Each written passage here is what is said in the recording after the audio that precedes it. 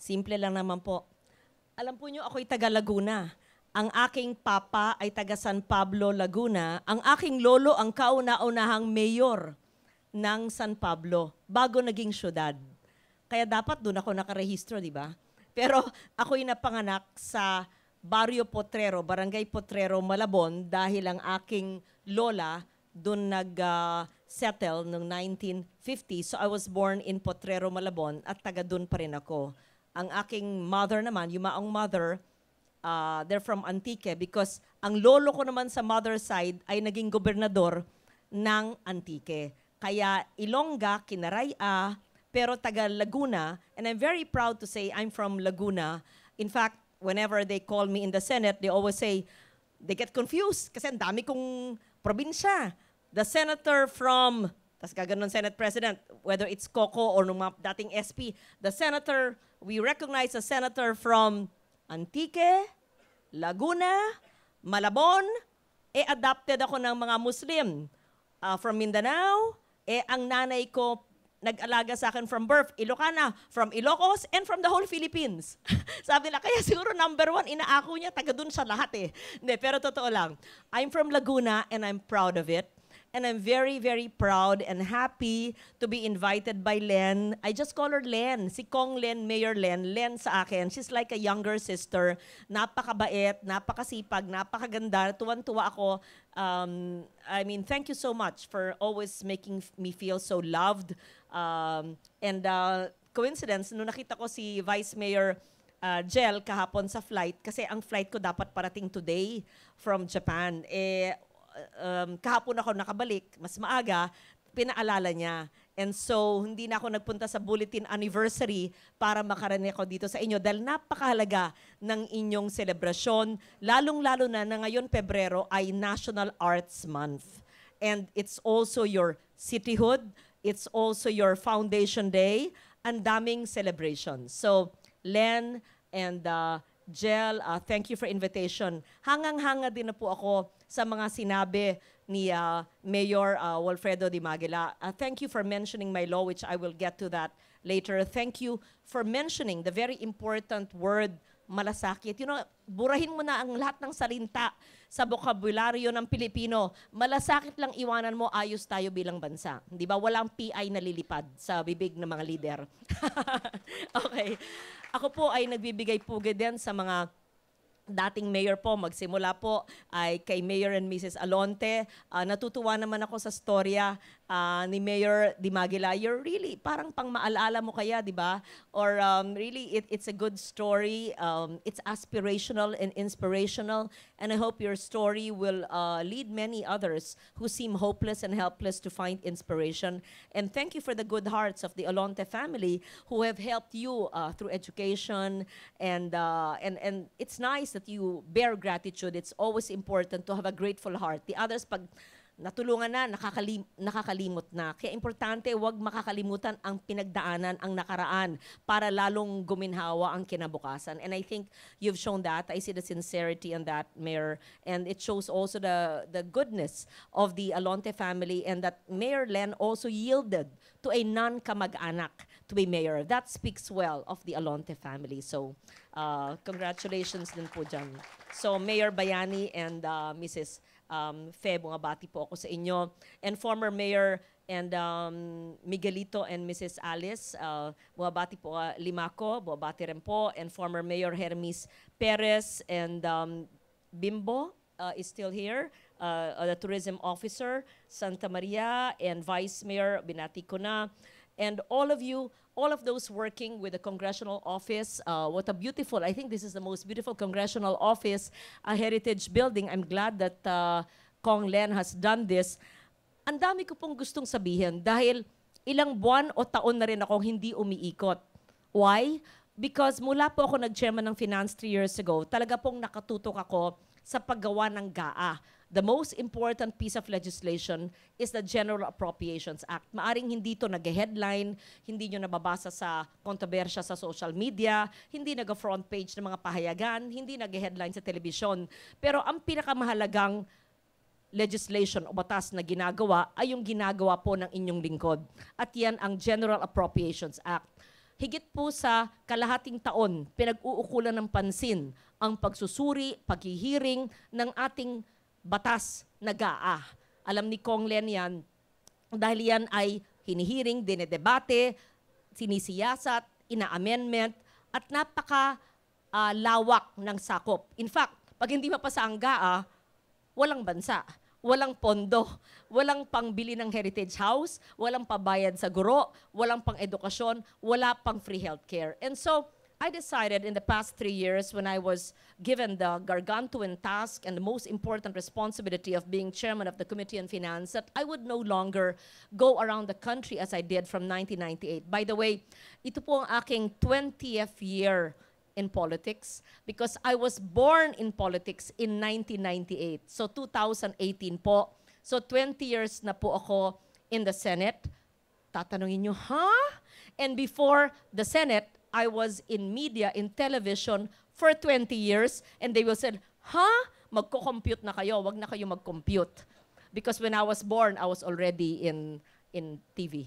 Joke. Anyway, so I decided I will no longer go around the country and focus on my work. Pero nung nakita ko po itong imbitasyon at nakita ko may puwang sa aking schedule at nakabalik ako kahapon, sabi ko, it would be good.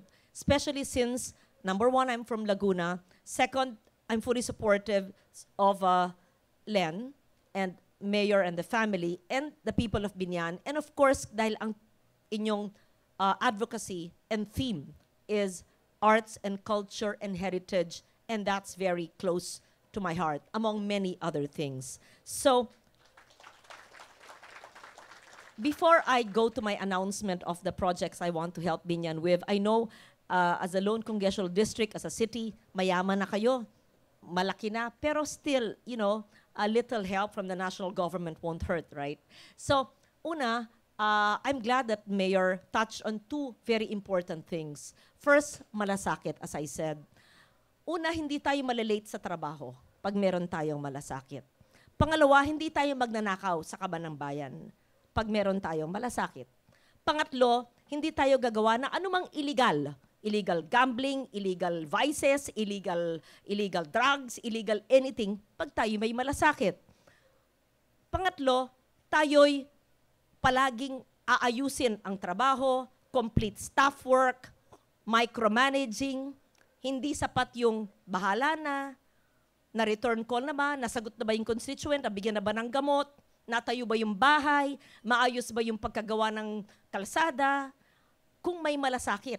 So kung isipin mo, whether public works project or heritage conservation or pagpasweldo ng tao o paggamot sa bata sa ospital o paglinis ng ilog o paghiwalay ng basura, which is my next theme, short lang po, promise, ay malasakit.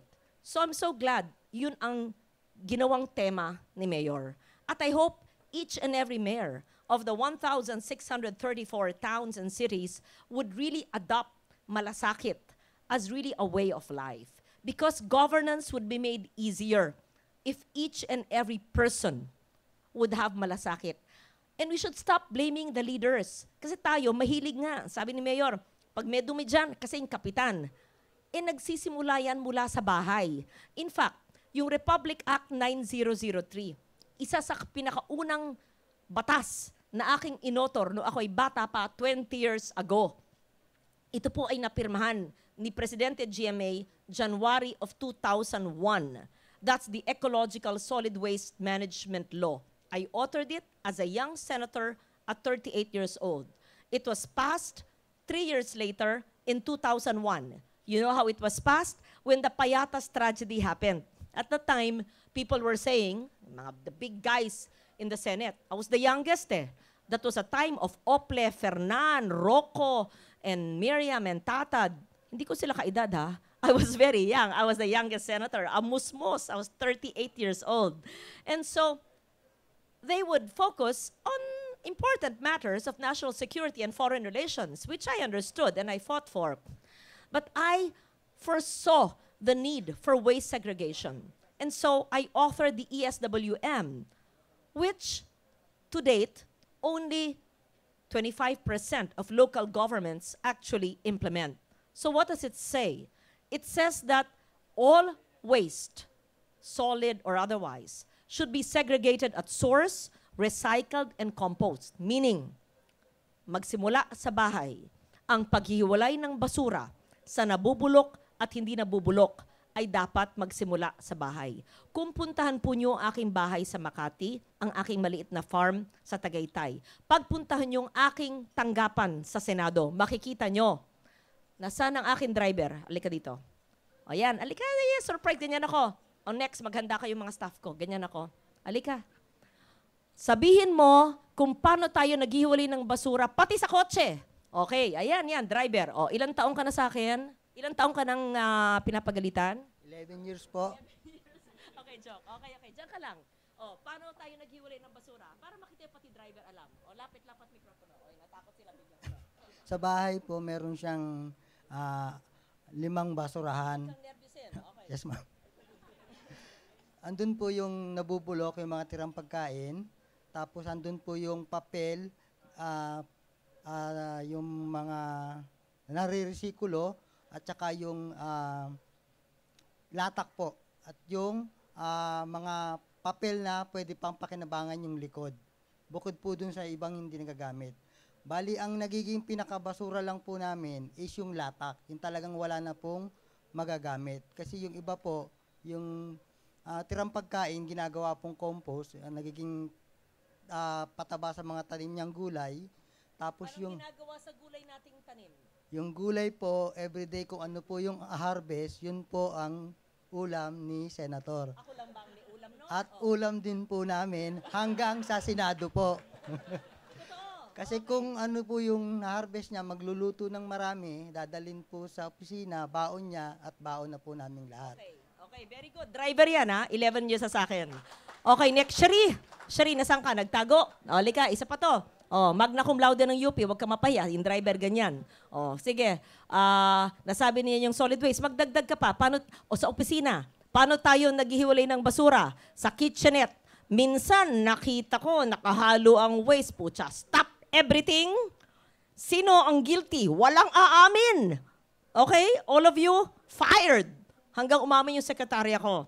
Tapos sabi ko, ba't mo hinalo yung papel dun sa food waste? Ang food waste, binabaon sa lupa, ginagawang organic compost. Ang papel, pwedeng recycle ang likod. Pag nagamit ang likod, pwedeng ibenta, timbangin. So, walang aamin, huwag kayo sinungaling. I'm worse than Duterte. I'm very strict. Disciplinarian. I'm a colonel. See? Tatatawa kayo sa akin, no? Hindi, baka nakikinig si Presidente, baka naka-social media. Hindi naman. Magkasing bagsik kami. Disciplinarian. Okay. Sherry, wala ka na sasabihin. Hindi. O, paano tayo naghiwalay ng basura sa opisina? At ano ang kinakain natin sa tanghalian? Yan. Kwento mo lang. At sino-sino mang kasama ko tanghalian. Okay, hanggang dinner. Okay. Pagdating po sa pagkain, madalas po ako po ang kasama ni Senator mula po sa tanghalian hanggang sa hapunan.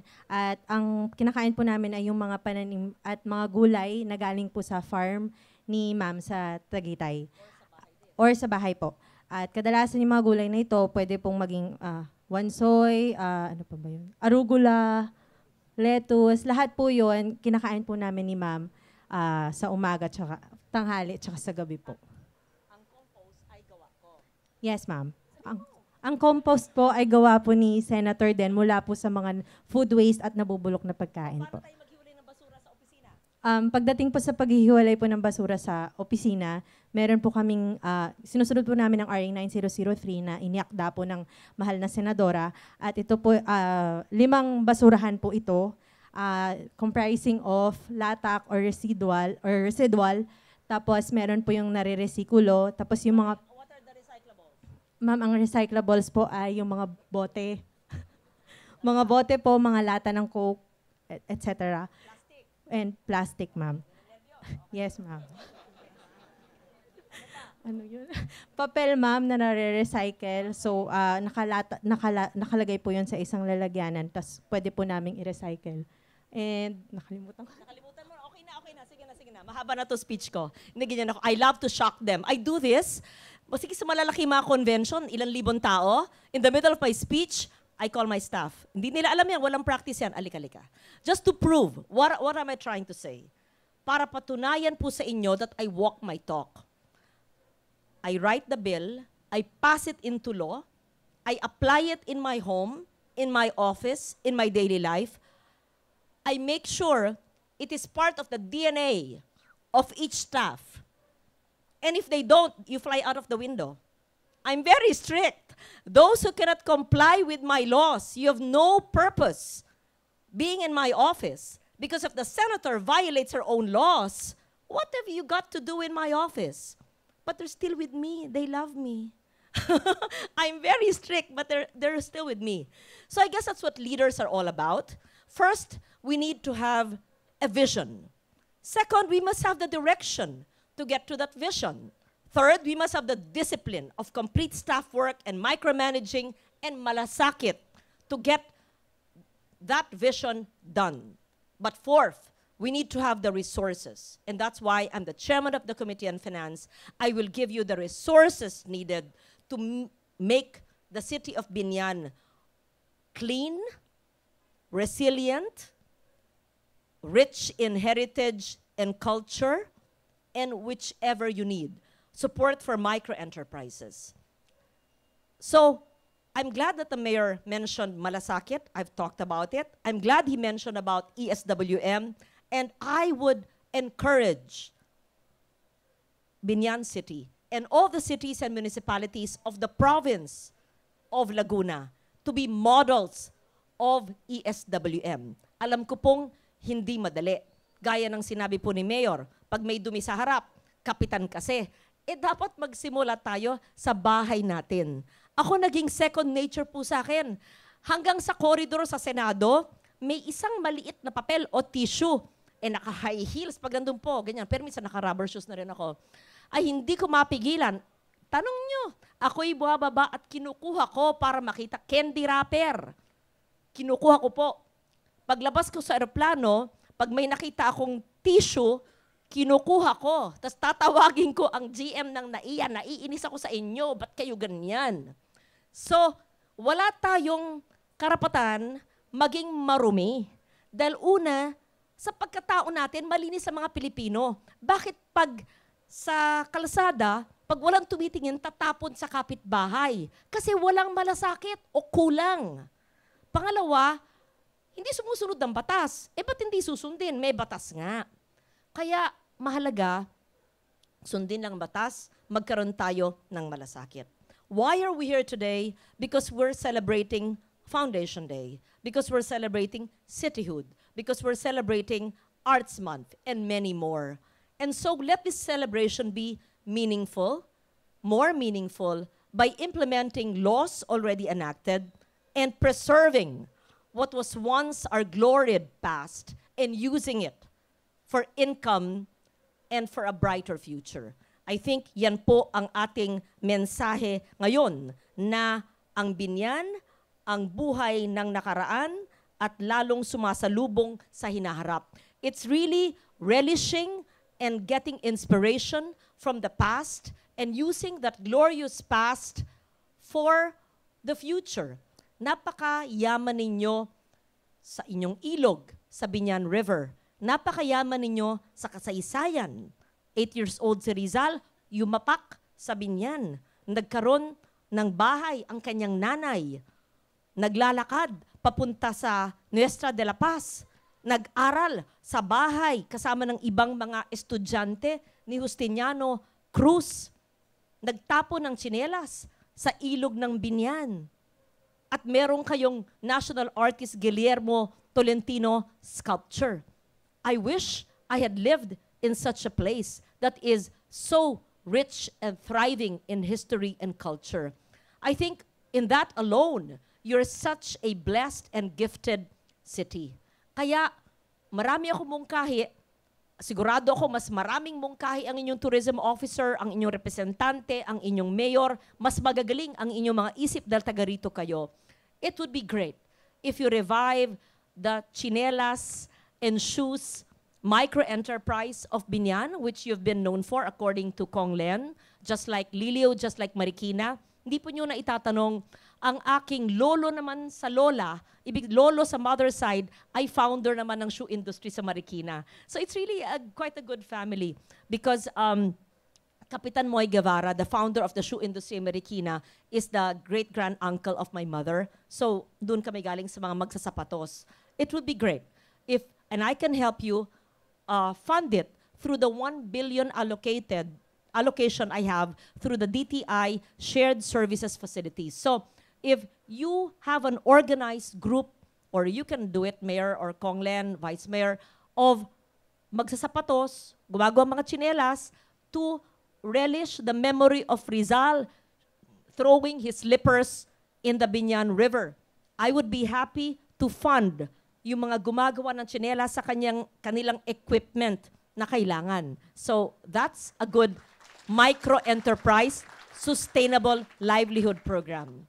Second, I've not seen the quality of your Binyan River. Maganda pong tignan po natin, sana malinis, sana walang nagatapon ng basura, liquid or solid. Pwede po natin pagandahin pa kung malinis na, tamnan natin ng bamboo. I can provide that also under the NGP, under the DNR. I'm sure kaya rin ni Konglen pagtulungan namin maglagay ng bamboo sa riverbanks because as you know, bamboo is not only beautiful but the #1 sequesterer of carbon emissions. So maganda na, contra soil erosion pa, pampalinis at nag-sequester ng maruming hangin. Because industrial parks, marami kayo. I'm sure there's some level of pollution but that's a good sequesterer of carbon emissions. And since napondohan na ninyo yung acquisition of land for 25 million for the Alberto Mansion at saka yung 38 million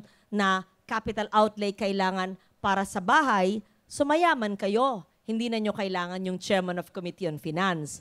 Pero kung kailangan nyo ng tulong sa loob na binenta na pala sa isang resort, I would advise, magagalit yung may-ari ng resort sa akin, lapitan nyo, mayaman naman sila, marami naman silang bahay, i-reproduction na lang nila yung sa kanila. Sana ibalik sa syudad for the Filipino people, yung original. Dahil sa inyo na yung lupa, papatayo na rin nyo yung bahay in its old form, it would be good if all, if not some, of the original things of Dr. Jose Rizal, Gat Jose Rizal, will be brought back. Of course, bayaran nyo. May interest pa eh. Tapos, i-reproduction na lang sa kanila. Papatayin ako nung kung sino may-ari. Pero, that's the ideal. Then, it's also good, thank you, Konglen, for telling me that ito pala ay parte nung bahay paaralan ni Gat Jose Rizal, ni Justiniano Cruz na may kubo rito. Base sa research, kaya nyong i-replicate yan. Kung wala man letrato o drawing nung panahon, I am sure we just compute the years that Rizal was born and you will see photos and the historical archivists would know anong itsura ng mga bahay noon or eskwelahan and maybe you can build some semblance. And maybe if you need funds, baka sabihin na naman ni Mayor, meron na kami niyan, hindi na naman kailangan. Pero kung kailangan nyo ng tulong, sabihin ninyo sa akin this year dahil 1 year na lang ako and 5 months. Bilang senador, I'm finishing my 3rd and last term in the Senate. I really would want to leave a legacy, something that you would need, something you would appreciate. So I would be happy to fund the reconstruction of the school of Dr. Jose Rizal, the Bahay of Justiniano Cruz, if you want it. Yes, yun. So, yung micro-enterprise ng tsinelas at sapatos through the DTI. Bakit ko inuulit? Kasi pinapag-notes ko yung aking staff. Ayan, the DTI SSF. And then the bamboo planting and cleanup of the river. Even if it's clean, that would be good. And you can even have river cruises like Lobok. I'm proud to say that the Bugang River in Pandan Antique, my grandmother's hometown, is the cleanest river in the Philippines. I'm so happy. Of course, ilan naman ang population lang doon. Kaya magandang maglakbay aral to see how Lobok does it, to see how the Bugang River, Malumpati Springs and Pandan is, and look at and it can really be, and it's so near, it's so accessible. It's so, then also, it would be good to do a Rizal walk to see, to reconstruct and have history walk from the house. He went to school. He threw a chinelas by the river. He went to church. Di ba ang ganda? Just maybe a less than an hour tour. Then yung mga history graduates or even the interns or even the high school graduates can be trained as history guides. And that would really spur tourism. And I was asking Kong Len, ilan na ba ang ating heritage homes based on the Heritage Act of which I was one of the authors? It would be good if the city of Biñan could really inventory its heritage homes. Not everything should be acquired by the city government dahil lahat naman, yung iba naman, kaya naman ng sarili ng private sector. Pero pag natag na yan, matatakot na silang i-demolish yung loob or ibenta ng ganun at dapat magkaroon ng local ordinance kung wala pa na bawal talaga i-demolish at may certain template lang ang kanilang pag-rehab or reconstruct. So that would preserve the face of Biñan. I'm not saying, well, I'm saying, it could be like a vegan. It could be like a Taal. In fact, I have a good family friend. I told Kong Len, he's not a mayor, but he bought 8 houses in Taal and buying more because rine-reconstruct nila into its original form. I am sure that after you inventory the homes, heritage houses in Biñan, you will discover more houses. Mahaba ng aking speech. I talked about ESWM, talked about Malasakit, talked about heritage preservation. Because when I speak, I don't speak bombastic like a politician. I'd rather lecture so that what I impart to you is not a read speech prepared by my staff, although they're very good writers and they're very hardworking. Where is my speech? Wala. My speech is always, it's always just remaining in my folder because in a way, I'm similar to the president. I don't read my speech. But I would rather speak from the heart so that what I impart to you tonight, ang binabahagi ko po sa bawat isa sa inyo na nakikipista sa syudad ng Biñan ay ang laman ng aking saloobin, ang laman ng aking utak, ang laman ng aking puso, ang laman ng aking karanasan sa 20 years ko sa Senado. Kung paano po ako makatulong sa Biñan sa aking huling 1 taon at kalahati sa Senado. Ako po ay nandito, alam po ni Kong Len kung paano kayo makontak. Pero panghuli po, ako'y nagpapasalamat sa inyo. Hindi naman po ako haharap sa inyo bilang senador at number 1 palagi, 2 beses number 1, number 2, yung pangatlo. Hindi masama, no?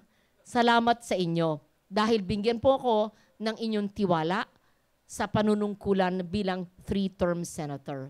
At bilang advocate ng kalikasan na isabatas na po natin ang 8 environmental laws in my 20 years in the Senate. At marami pong mga batas for women, for children, for micro-enterprise, at napasa na rin ang mga conventions and treaties and agreements as chair of the Foreign Relations Committee. But I think the most important law I've authored is the 3 years that I've been chairman of finance, and that's the GAA. And before I end, I just want to tell everyone how different our budget is in the past 3 years. What do I mean? Free tertiary education. Kong Leng knows this. For many years, people would say, hindi naman kaya ang libreng college education. I wouldn't buy that. Napasa natin, wala sa NEP, wala sa GAB or nasa GAB.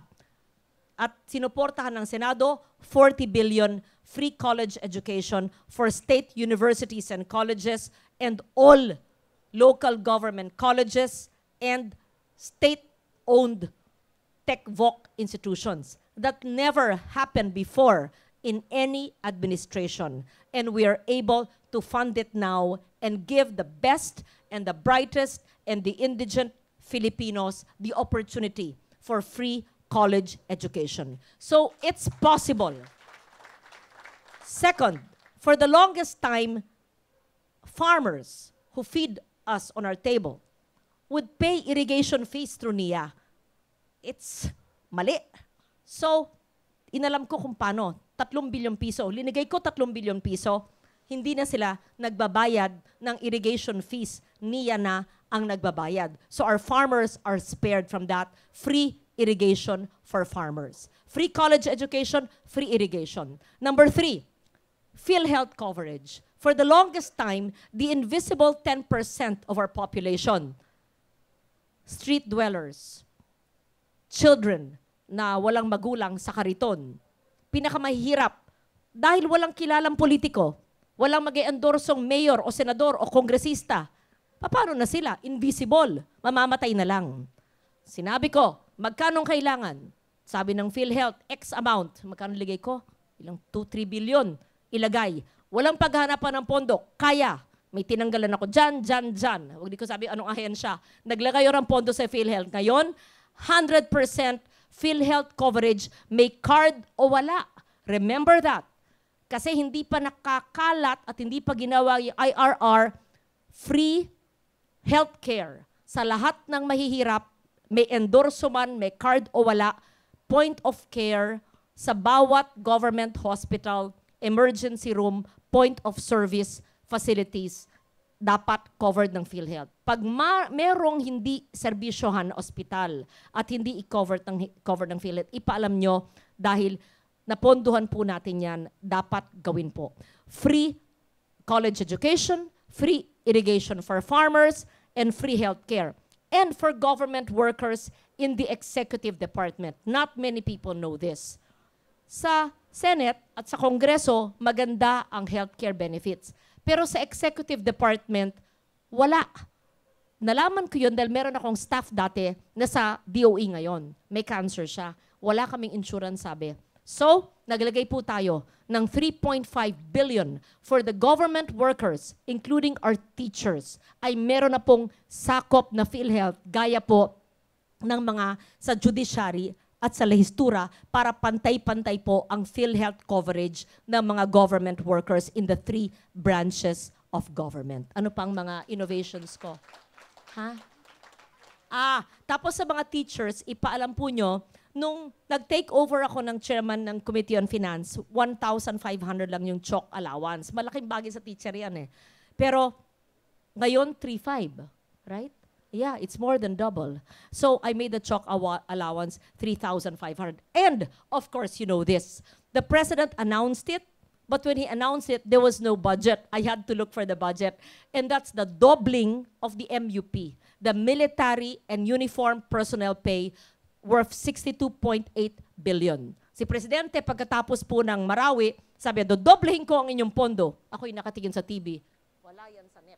Wala yan sa original bill.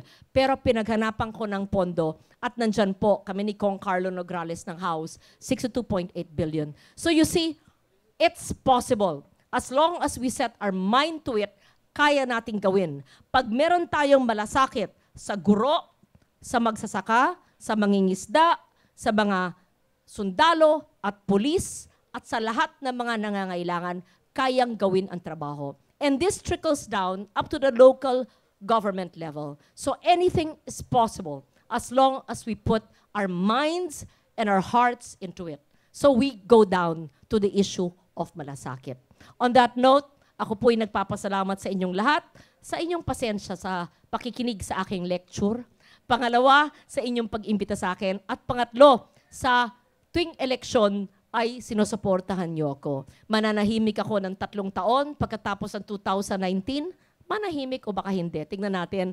At maaring bumalik kung kaya pa dahil bata pa naman sa 2022. But on that note, ako po ay nagbibigay pugay sa inyo sa yaman ng Binyan, hindi lamang sa yaman ng inyong ira o cityhood, but sa yaman ng inyong kalikasan, kalinangan at kultura.